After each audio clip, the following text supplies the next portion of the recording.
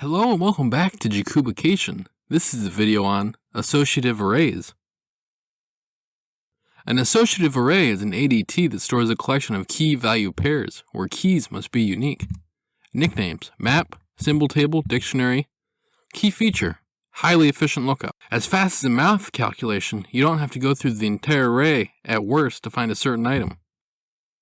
Don't worry about the nitty-gritty details with this data structure, just use what a language is already provided. Read.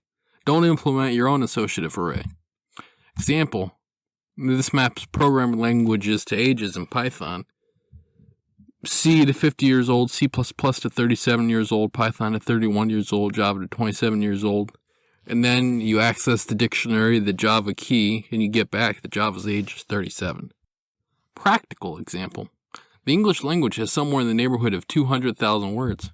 Imagine you had to spell check the following sentence. Zoos have many zygotes that have many cameras for proper zooming. Obviously, you can tell as a human that zooming is spelled incorrectly, but a computer would have to check that somehow.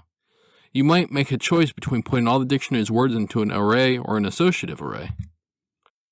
With the associative array, you do 11 quick lookups. With the array, simplifying the math and assuming the dictionary is evenly divided between the words and that a word starting with some letter has no distance from that letter itself, you do 1,270,500 lookups. Assuming each lookup is a nanosecond, associative array would take 1.1 times 10 to the negative 8 seconds, and an array would take 1.3 times 10 to the negative 3 seconds. Takeaway: how you store your data to solve a problem in computing is incredibly important. Next video I'll cover objects and classes. Ciao.